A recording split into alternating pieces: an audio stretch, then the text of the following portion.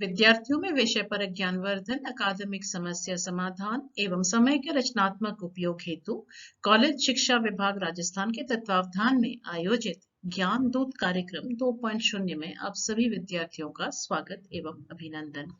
इस कार्यक्रम के अंतर्गत विश्वविद्यालय पाठ्यक्रम के ई कंटेंट निर्माण एवं ऑनलाइन लाइव कक्षाएं चलाई जाती हैं। ज्ञानदूत 2.0 कार्यक्रम के अंतर्गत आज हम पठन करेंगे समाज शास्त्र विषय के बारे में। मैं डॉक्टर सुदेशना परिचय, सह आचार्य समाज शास्त्र, आपके साथ चर्चा करूंगी अंतोनियो ग्राम्शी द्वारा बताए गए नागरिक समाज के विषय पर। अंतोनियो ग्राम्शी के सिविल सोसाइटी विषय पर आज हम चर्चा करेंगे।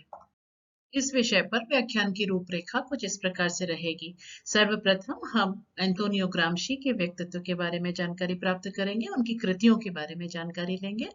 उसके पश्चात उन्होंने जो बहुत महत्वपूर्ण अवधारणा दी है नागरिक समाज की या सिविल सोसाइटी की, उस अवधारणा के बारे में जानकारी लेंगे, उसको समझने का प्रयास करेंगे। नागरिक समाज एवं राज्य, ये दोनों में वो उन्होंने अंतर किया था स्टेट और सिविल सोसाइटी के बीच में, जो डेमोक्रेसी के संदर्भ में बहुत महत्वपूर्ण है।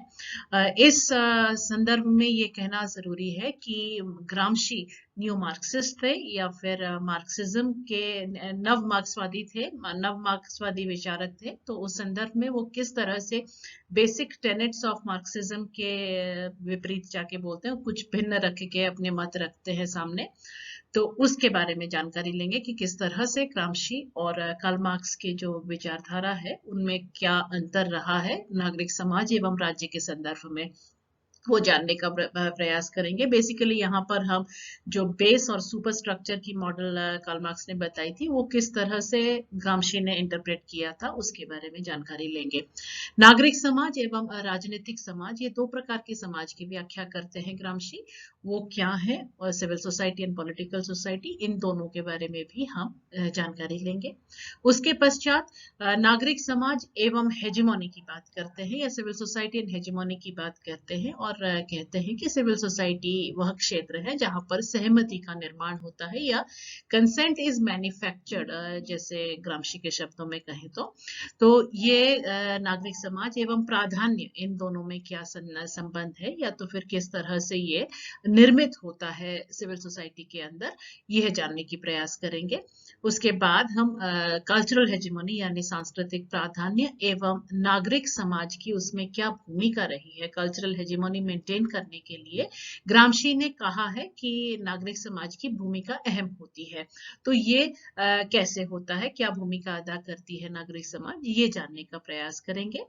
व्याख्यान के अंत में हम जो आज के लेक्चर में जो हमने समझा है नागरिक समाज के संदर्भ में, इनके व्याख्या के अनुसार, ग्राम्शी के व्याख्या के अनुसार या ग्राम्शी के अवधारणा को समझा है, जो हमने जो भी मेजर टेक अवे पॉइंट्स रखे हैं वो उपसंहार के संदर्भ में या उपसंहार के तहत जानकारी लेंगे, समराइज करेंगे पूरे आज के लेक्चर को। अंतोनियो ग्राम्शी का जन्म सन 1891 में हुई थी, सार्डिनिया इटली में हुई थी। दीर्घकालीन बीमारी से उनकी मृत्यु 1937 में हो गई थी। वे नव मार्क्सवादी विचारक थे, इटली के कम्युनिस्ट पार्टी के संस्थापक रहे थे। 20 वर्षों तक फासिस्ट रूल के दौरान उनको कारावास मिली थी, और 20 वर्षों तक कारावास के दौरान इटली के समाज की अपूर्व ऐतिहासिक एवं सैद्धांतिक अध्ययन उन्होंने किया था।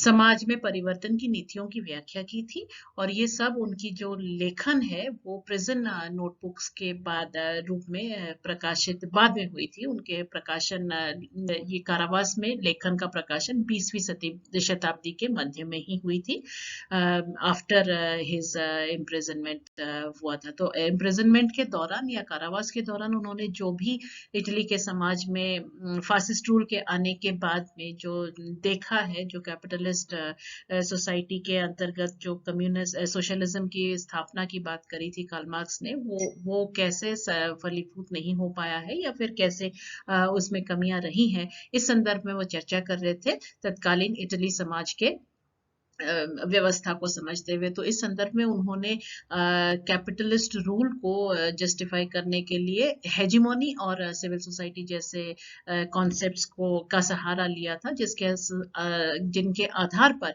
वो ये पॉलिटिकल व्यवस्था किस तरह से संचालित होती है या हेजिमोनी और कैसे स्थापित होता है शासक वर्ग द्वारा, यह जानने का प्रयास किया था। तो मूल रूप से यह जाना जाए तो उन्होंने मार्क्स के जो बेस और सुपर स्ट्रक्चर की जो मॉडल थी उसको परिवर्तित किया था, उनमें कई संशोधन किए थे और कहा था कि हेजिमोनी के द्वारा ही रूलिंग क्लास रूल करता है या अपनी शासक वर्ग जो है शासित पर अपना प्रभुत्व या डोमिनेशन कहें या लीडरशिप कहें, ये दोनों स्थापित करता है। तो ये हम बेसिक कंट्रीब्यूशन जो एंटोनियो ग्राम्शी के थे वो हेजिमोनी, कल्चरल हेजिमोनी एवं सिविल सोसाइटी के थे। आज हम चर्चा करेंगे बेसिकली जो नागरिक समाज या सिविल सोसाइटी की बात करते हैं एंटोनियो ग्राम्शी। ग्राम्शी का मानना था कि हेजिमोनी के द्वारा ही शासक वर्ग समाज में शासित पर रूल करता है, या तो फिर उसके पास एक आइडियोलॉजी होती है, विचारधारा होती है जो कि सर्वमान्य हो जाता है, शासित के द्वारा सर्वमान्य होकर वो अपना जो लीडरशिप है या रोल जो उसकी जो हेजिमोनी है वो स्थापित कर पाता है, या फिर रूल जो है by the consent of the led ही हो पाता है। रूलर जो है कंसेंट लेता है रूल से, तभी वो शासन कर पाता है। तो सिविल सोसाइटी वह क्षेत्र है जहां पर इस हेजिमोनी के लिए विचारधारा का निर्माण होता है या कंसेंट का निर्माण होता है। कंसेंट यानी सहमति का निर्माण। सहमति किसकी? जो रूल होता है, जिस पर रूल होता है, यानी शासित की सहमति आवश्यक होती है शासक के लिए कि वो अपना रूल स्थापित कर पाए। तो वो सहमति निर्माण करने की प्रक्रिया होती है और ये प्रक्रिया ग्राम्शी के अनुसार सिविल सोसाइटी के क्षेत्र में ही संपन्न हो पाता है। तो समाज में कई संस्थाएं और आचरणों का जाल तंत्र मात्र होता है सिविल सोसाइटी या नागरिक समाज। इसका अस्तित्व जो है राज्य से स्वतंत्र होता है। सामूहिक एवं व्यक्तिगत संगठन के आपस में जो उनके ये होती है, अभिव्यक्ति हो पाती है, तो वो अभिव्यक्ति के लिए भी एक विचारधारा की आवश्यकता होती है। तो सिविल सोसाइटी वह क्षेत्र है जहां पर न सिर्फ राज्य के लिए प्रतिनिधित्व दिखाने या तो फिर साथ साथ सामूहिक एवं व्यक्तिगत संगठनों के आपस में अपनी स्वतंत्र प्रतिनिधित्व दिखाने के हिसाब से या तो फिर उनके अस्तित्व को प्रकाशित करने के हिसाब से ये सिविल सोसाइटी का क्षेत्र महत्वपूर्ण होता है, क्योंकि यहाँ पर विचार एवं विचारधाराएं निर्मित होती है। तो इस संदर्भ में देखा जाए तो यह इस क्षेत्र में डिबेट एवं डिस्कशन जो होते हैं ना, विचार विमर्श, बहुत महत्वपूर्ण हो जाती है। तो ये लोकतंत्र के संदर्भ में बहुत महत्वपूर्ण माना जा सकता है। तो सिविल सोसाइटी एक ऐसा क्षेत्र है जो लोकतंत्र को जो स्वाभाविक रूप से क्रियाशील करने के लिए सहायक होता है। तो समाज की सांस्कृतिक संस्थाएं जैसे शिक्षा हुआ, जैसे धर्म हुई, और उस संदर्भ में इटली के संदर्भ में देखा जाए तो चर्च धर्म का प्रतीक माना जा सकता था। परिवार हुआ या तो फिर मीडिया हुआ, ये सब नागरिक समाज के अंतर्गत आते हैं। ये सारी संस्थाएं नागरिक समाज के अंतर्गत ही आते हैं। तो सांस्कृतिक संस्थाओं द्वारा ये जो बेसिक प्रीमाइस है सिविल सोसाइटी के फंक्शनिंग में या फिर ग्राम्शियन थॉट में, वो यह है कि रूल जो है बल के अलावा सहमति की जरूरत होती है। तो बल का प्रयोग निम्न होता है। बल तभी प्रयोग में लिया जाता है जब यह बल या शक्ति का प्रयोग तभी होता है शासक द्वारा जब कंसेंट बनवानी हो या कंसेंट बनवाने के लिए या कंसेंट लेने के लिए, सहमति लेने के लिए आवश्यकता पड़ने पर शासक वर्ग बल का प्रयोग कर सकता है। तो कंसेंट मोस्ट इंपॉर्टेंट होता है और कंसेंट स्थापित करने के लिए विचार विमर्श का होना अत्यंत आवश्यक है। एक ऐसा वातावरण जहां पर विचार विमर्श संभव हो पाता है। तो ये कहां पर दिखता है? ये सिविल सोसाइटी के अंदर ही दिखता है या नागरिक समाज के अंदर दिखता है, विभिन्न संस्थाओं के माध्यम से, जैसे कि अभी हमने कहा शिक्षा के द्वारा हो सकता है, धर्म के द्वारा हो सकता है, पारिवारिक रूप में हो सकता है, किसी सोशल गैदरिंग में हो सकता है, जहां पर कि हम जो शासक वर्ग के आइडियोलॉजी है या विचारधारा है, विचारधारा से सभी रूबरू होते हैं एवं उसका समर्थन करते हैं। यानी जो अप्रूवल है वो शासित का अप्रूवल जो है इस डिस्कशन के माध्यम से ही शासक वर्ग प्राप्त करता है। तो कहने का मतलब ये हुआ कि कंसेंट जो है, सहमति जो है शासित द्वारा, वह मैन्युफैक्चर की जाती है in the sphere of civil society. तो सिविल सोसाइटी मात्र एक क्षेत्र है जो स्टेट और इंडिविजुअल के बीच का क्षेत्र है जहां पर गेट टुगेदर्स या सोशल गैदरिंग्स संभव हो पाते हैं। तो नागरिक समाज वह क्षेत्र होता है जहां पे की सहमति प्राप्त होती है, उसको मेंटेन किया जाता है सहमति को, एवं तथा उसको रिप्रोड्यूस भी किया जाता है ताकि शासक अपना शासन बनाए रख सके। तो उसको शासन बनाए, लीडरशिप रोल अपना बनाए रखने के लिए, कल्चरल हेजेमनी उसको बनाए रखने के लिए शासक वर्ग को हमेशा प्रयत्नशील रहना पड़ता है कि वो अपनी विचारधाराओं की सहमति प्राप्त करे सिविल सोसाइटी से, उसको मेंटेन करके रखे या अनुरक्षित रखें, और साथ ही साथ उसको रिप्रोड्यूस करें। अर्थव्यवस्था तथा राज्य के यह मध्यवर्ती क्षेत्र के रूप में व्याख्या किया जाता है ग्रामशी के दौरान। ये क्षेत्र जो है, ये दोनों क्षेत्र जो है, राज्य और सिविल सोसाइटी या स्टेट एंड सिविल सोसाइटी, दोनों ही सुपर स्ट्रक्चर में स्थित हैं, ऐसा ग्रामशी का मानना है। जबकि मार्क्स ने यह कहा था कि ये दोनों अर्थव्यवस्था जो है बेस है, और इसी बेस के आधार पर बाकी सारी चीजें डिसाइड होती हैं। आइडियाज जो है जनरेट होती हैं रूलिंग क्लास के द्वारा, और ये रिलेशंस जो हैं, ये सोशल रिलेशनशिप्स की बात करते हैं या सिविल सोसाइटी की जब मार्क्स बात करते हैं तो वो अर्थव्यवस्था के दौरान बात करते हैं, किस के क्षेत्र में ही बात करते हैं जहां पर क्लास रिलेशनशिप्स द्वारा यह डिफाइन होती हैं। परंतु ग्रामशी के अनुसार ये क्षेत्र, आइडियाज जो है वो सुपर स्ट्रक्चर में होती हैं और वही रूल करती हैं। यानी सुपर स्ट्रक्चर में सिविल सोसाइटी या रिलेशनशिप्स या तो फिर सोशल रिलेशनशिप्स एवं आइडियाज, ये दोनों ही कल्चरल एस्पेक्ट्स जो है दोनों ही सुपर स्ट्रक्चर में स्थित हैं। जबकि मार्क्स इकोनॉमिक डिटर्मिनिज्म पे विश्वास रख के कहते हैं कि ये सारी चीजें अर्थव्यवस्था द्वारा ही डिसाइड की जाती हैं, उससे निर्धारित की जाती हैं। तो मूल रूप से देखा जाए तो ग्रामशियन थॉट के अनुसार सिविल सोसाइटी या नागरिक समाज एक मध्यवर्ती क्षेत्र है जहां पर नागरिक समाज एवं प्राधान्य दोनों ही शामिल होती है। और इसी नागरिक समाज में या सिविल सोसाइटी में प्राधान्य यानी कल्चरल हेजिमोनी डिसाइड होती है या तो फिर उसको निर्धारित करती है। तो लीडरशिप जो है प्राधान्य यानी हेजिमोनी के द्वारा संभव हो पाता है, और ये कंस्ट्रक्ट होती है या फिर वो निर्मित होती है नागरिक समाज के क्षेत्र में, ऐसा ग्रामशी का मानना है। ग्रामशी की विचारधारा नियो मार्क्सिज्म के अंतर्गत आता है, इसलिए यह आवश्यक है कि हम यहाँ पर कार्ल मार्क्स और ग्रामशी के जो बेसिक अंडरस्टैंडिंग है वो उनमें थोड़ा सा अंतर करने के हिसाब से, अंतर स्पष्ट करने के हिसाब से भी डिस्कशन करें।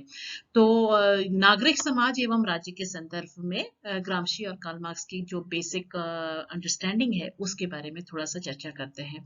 मार्क्स के सुपर स्ट्रक्चर और बेस की मॉडल को प्रयोग में लिया था। उन्होंने कहा था कि बेस और सुपर स्ट्रक्चर, बेस जो है इकोनॉमी होती है या अर्थव्यवस्था होती है जहां पर की सोशल रिलेशनशिप्स निर्धारित होती हैं, या जो क्लास रिलेशनशिप, बेसिकली उनके अनुसार जो भी सोशल रिलेशनशिप्स होती हैं वो क्लास रिलेशनशिप्स के अंतर्गत आती हैं, एवं जो शासक वर्ग होता है यानी बुर्जुआ जो होती है उसकी आइडियाज ही रूल करती हैं और पॉलिटिकल स्फीयर पर उसका कंट्रोल रहता है। तो बेसिक और सुपर स्ट्रक्चर, इन दोनों के बेसिक अंडरस्टैंडिंग में मार्क्स ने इकोनॉमिक डिटर्मिनिज्म के कॉन्सेप्ट को सहारा लिया था। तो ग्रामशी ने मूल रूप से इस व्याख्या को परिवर्तित कर देते हैं और वो कहते हैं कि सिविल सोसाइटी एक ऐसा क्षेत्र है जो एक मध्यवर्ती या इंटरमीडिएट स्फीयर के रूप में वो समझते हैं सिविल सोसाइटी को, और उनके मत अनुसार नागरिक समाज एवं प्राधान्य यानी हेजिमोनी जो है, सिविल सोसाइटी एंड हेजिमोनी दोनों सुपर स्ट्रक्चर में ही स्थित है। unlike what Marx would have had to say here.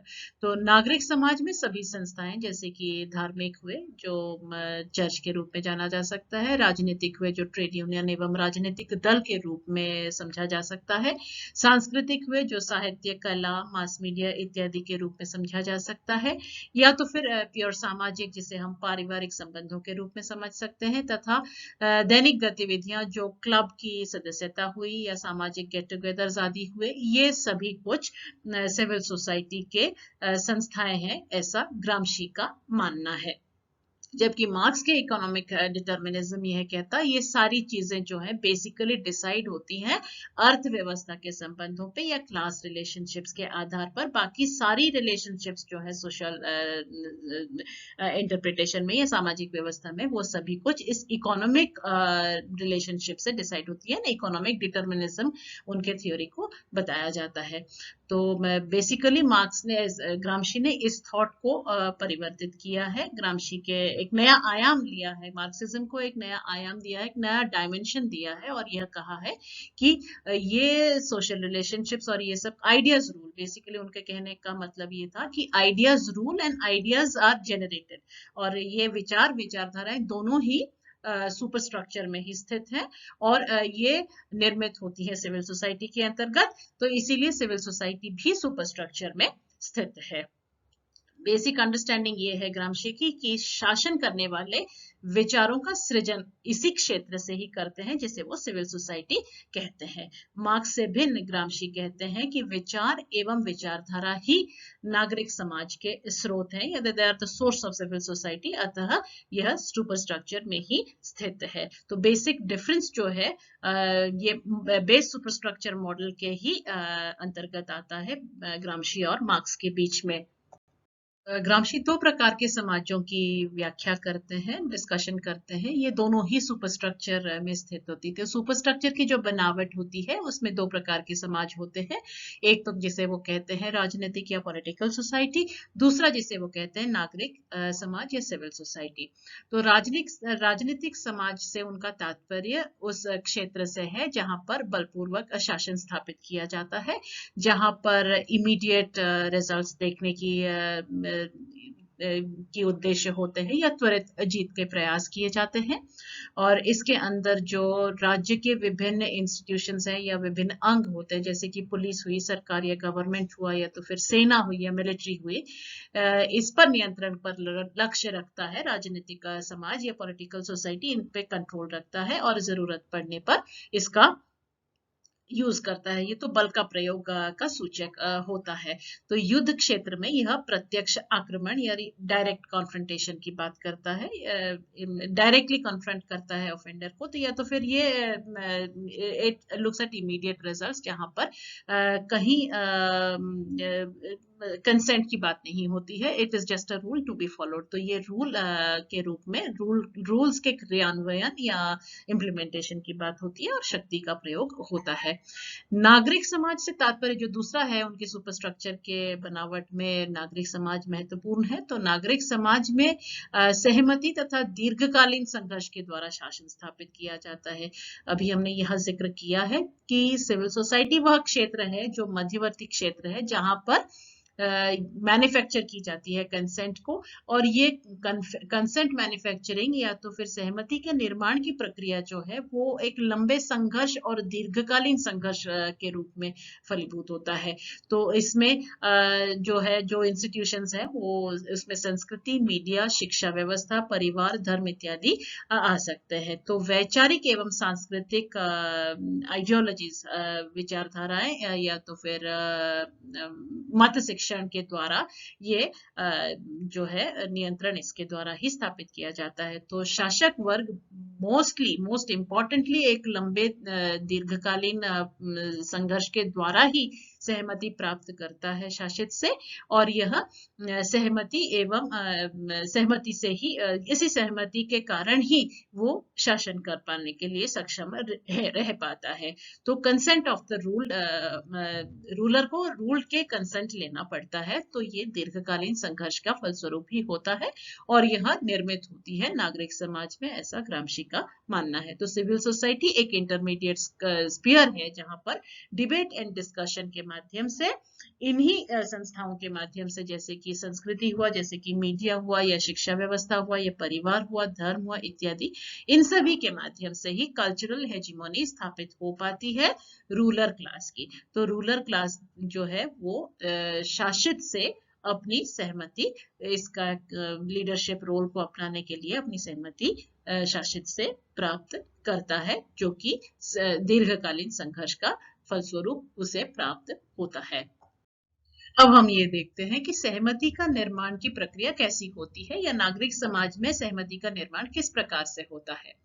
अभी तक हमने ये जाना कि नागरिक समाज वह कार्य क्षेत्र है जहां शक्ति के अदृश्य रूप स्थित होते हैं, या invisible points, forms of power जो हैं वो मौजूद होते हैं सिविल सोसाइटी के अंदर में। तो ये इसके अंतर्गत ये देखा जाए तो शिक्षा, संस्कृति एवं धर्म जैसे संस्थाओं के माध्यम से ही ये क्रियाशील रहती हैं, और यही होती है मेन फॉर्म्स ऑफ पावर जहां पर आइडियोलॉजिकल इंडोक्ट्रिनेशन संभव हो पाता है। इस क्षेत्र में राज्य की दमनकारी प्रकृति एवं वैचारिक तथा सांस्कृतिक आचरणों को निगोशिएट किया जाता है, यानी ये स्पीयर वो है जहां पर डिबेट डिस्कशन होते हैं, निगोशिएशंस होते हैं विभिन्न यूनिट्स, सोशल यूनिट्स के अंतर्गत, या विभिन्न ग्रुप्स एंड एसोसिएशंस के अंदर निगोशिएशन होता है, पावर शेयरिंग की बात होती है, या फिर आइडियोलॉजिकल इंडोक्ट्रिनेशन के लिए कई अलायंसेस भी बनते हैं। तो इस क्षेत्र में राज्य की दमनकारी प्रकृति हुई एवं वैचारिक एवं तथा सांस्कृतिक आचरण हुए, प्रैक्टिसेस होती हैं। तो सोशल प्रैक्टिसेस कैसी होंगी, किस तरह से व्यवहार होगा, या तो फिर किस प्रकार के रूल्स को हम फोर्सेबल मानेंगे, कि फोर्स के रूप में स्वीकार करेंगे, वो सारी चीजों का निगोशिएशन इसी क्षेत्र में ही होती है। इस मध्यवर्ती क्षेत्र का प्रयोग कर शासक वर्ग जो है प्राधान्य स्थापित करता है, प्राधान्य यानी कल्चरल हेजेमोनी यानी लीडरशिप रोल अपनाता है, या तो फिर वो रूल करने के लिए अपना कंसेंसस प्राप्त करता है, स्थापित करने के उद्देश्य से सहमति का निर्माण यानी मैन्युफैक्चर करता है consent in this sphere of civil society. तो आइडियोलॉजिकल इंडोक्ट्रिनेशन इस प्रकार से होता है कि जो भी शासक वर्ग कर रहा है, जो विचारधारा वो अपना रहा है, वो यूनिवर्सल है, सार्वभौमिक है, और सभी का हित इसमें शामिल है, और ये इसके एक वर्ल्ड विजन होता है। तो इसी के चलते उस विचारधारा को अपनाना जो है वो उसका मॉरल ड्यूटी जैसे बन जाता है शासित का, इसीलिए वो इंडोक्ट्रिनेशन की प्रोसेस के द्वारा होता है। तो कंसेंट इसी प्रक्रिया द्वारा, इंडोक्ट्रिनेशन के द्वारा मैन्युफैक्चर की जाती है। तो शासक जो है शासित को अपनी विचारधारा का यकीन दिलाता है, उसको समझाता है, और तथा शासित के शासन हेतु उससे सहमति प्राप्त करता है। तो ये इंडोक्ट्रिनेशन के माध्यम से ही संभव हो पाता है। समर्थन एवं सहमति विचार विमर्श की प्रक्रिया से उत्पन्न कराई जाती है इसी क्षेत्र में, जिसे ग्रामशी सिविल सोसाइटी कहते हैं। कल्चरल हेजिमनी या सांस्कृतिक प्राधान्य स्थापित करने में नागरिक समाज की क्या भूमिका है। समाज में शासन व्यवस्था शासित की सहमति से संभव हो पाता है तथा बल का प्रयोग सहमति प्राप्त करने हेतु आवश्यकता पड़ने पर की जाती है। यह हमने पहले भी चर्चा की है। प्रगतिशील समाज में विचार एवं विचारधारा संघर्ष को दिशा निर्देश प्रदान करती है, यानी बेसिक जो है आइडियाज ही गाइडलाइंस के रूप में होती हैं, और आइडियाज का इसीलिए जनरेट होना बहुत आवश्यक है। वैचारिक मत शिक्षण द्वारा या आइडियोलॉजिकल इंडोक्ट्रिनेशन के माध्यम से शासक वर्ग प्राधान्य स्थापित करता है, या वो हेजिमोनी स्थापित करता है, लीडरशिप रोल अपनाता है, अपने लिए लीडरशिप रोल को अपनाता है। अतः दिशा निर्देश हेतु विचार एवं विचारधारा समाज के विभिन्न संस्थाएं जैसे शिक्षा, संस्कृति, मीडिया आदि के माध्यम से संभव हो पाता है। यह संस्थाएं नागरिक समाज के स्वरूप माने जा सकते हैं या फिर they are the institutions of the civil society, ये भी हमने पहले चर्चा कर ली है, एवं वैचारिक मत शिक्षण का कार्य संपादित करते हैं ये इंस्टीट्यूशंस।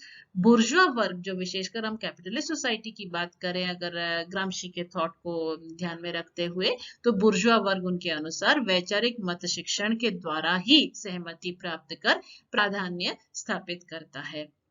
सर्वहारा वर्ग इसी रणनीति को अपनाकर, यानी इसी स्ट्रेटेजी को, तो हेजिमोनी एक स्ट्रेटेजी होती है, इसी स्ट्रेटेजी को अपनाकर जो ग्रामशी प्राधान्य को रणनीति ही मानते हैं, इसी को अपनाकर प्राधान्य वर्ग बन सकता है या हेजिमोनिक क्लास बन सकता है। शासक शासित को अपनी विचारधारा का यकीन दिलाते हुए, समझाते हुए तथा शासित को शासन करने हेतु सहमति देकर ही हेजिमोनिक या प्राधान्य स्थापित करता है। व्याख्यान का सारांश या उपसंहार इस प्रकार से रही है। नागरिक समाज संस्थाओं एवं आचरणों का जाल तंत्र है या एक राज्य से पृथक अस्तित्व रखने वाला क्षेत्र है। शिक्षा, मीडिया, संस्कृति आदि नागरिक समाज के संस्थाएं हैं। मार्क्स के विपरीत ग्रामशी मानते हैं कि नागरिक समाज एवं राजनीतिक समाज दोनों सुपरस्ट्रक्चर में ही स्थित हैं। शासन व्यवस्था की व्याख्या में ग्रामशी दो प्रकार की समाज की चर्चा करते हैं, राजनीतिक समाज तथा नागरिक समाज। नागरिक समाज अर्थव्यवस्था एवं राज्य में मध्यवर्ती क्षेत्र ही माना जा सकता है, इंटरमीडिएट स्फीयर होता है सिविल सोसाइटी। प्राधान्य शासित की सहमति से ही संभव हो पाता है, वह शासक वर्ग द्वारा निर्मित की जाती है। वैचारिक मत शिक्षण के द्वारा आवश्यकता पड़ने पर शक्ति का प्रयोग किया जाता है, परंतु बल प्रयोग हेतु शासित की सहमति भी प्राप्त करता है हेजिमोनिक क्लास। अतः लोकतंत्र में नागरिक समाज की भूमिका महत्वपूर्ण है, क्योंकि इसी क्षेत्र में विचार विमर्श आदि संभव है। इस व्याख्यान में हमने ग्रामशी द्वारा प्रतिपादित सिविल सोसाइटी या नागरिक समाज की अवधारणा के बारे में चर्चा किया है। आशा करती हूँ कि आप सभी विद्यार्थी इस चर्चा से लाभान्वित हुए हैं।